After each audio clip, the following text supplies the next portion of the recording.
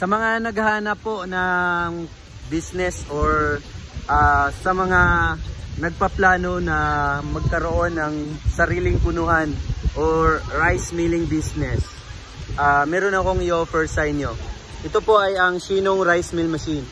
Ang Shinong Rice Mill Machine ay gawa mula sa South Korea at dekuryente lang po ito.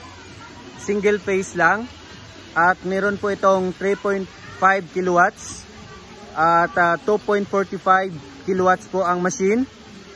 So equivalent, kasama po yung elevator at palay cleaner, ay nasa 3.5 kilowatts lang po, mababa lang. Hindi na po kailangan na magpakabit ng 3-phase transformer.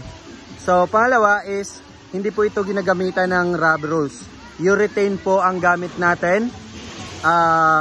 Impeller type, kaya po maiwasan ang pagkadurog ng bigas. So napakaganda po yung quality ng rice mill machine na ito.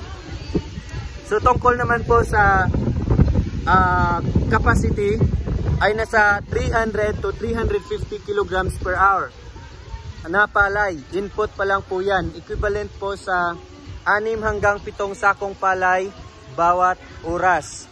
So ang machine na ito ay portable lang. Mini rice mill na gawa mula sa South Korea. Amtech test certified po ito. Ibig sabihin, pumasa po ito sa Amtech or agricultural machineries, okay, and technology. So ibig sabihin, pumasa ito at certified sa standard. At in Korea naman po, meron itong ISO 9001. So meron tayong certification yan. At in terms sa quality, napakaganda po. Well milled na po ang output quality ng bigas. Kaya pagmamalaki po namin ang rice mill or Shinong rice mill machine. Kung gusto nyo po mag-invest sa negosyo, gusto nyo magkaroon ng sariling kunuhan, bili na po kayo ng Shinong rice mill machine. Napakaganda po. Napakaganda po yung quality ng Shinong. Hindi lang po sa durability, quality, napakatibay.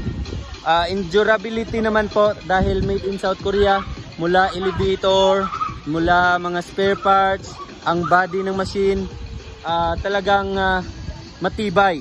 Okay? So, bili na po kayo ng Shinong rice mill machine. Nagde-deliver po kami kahit saan sa Pilipinas, mula Luzon, Visayas at Mindanao.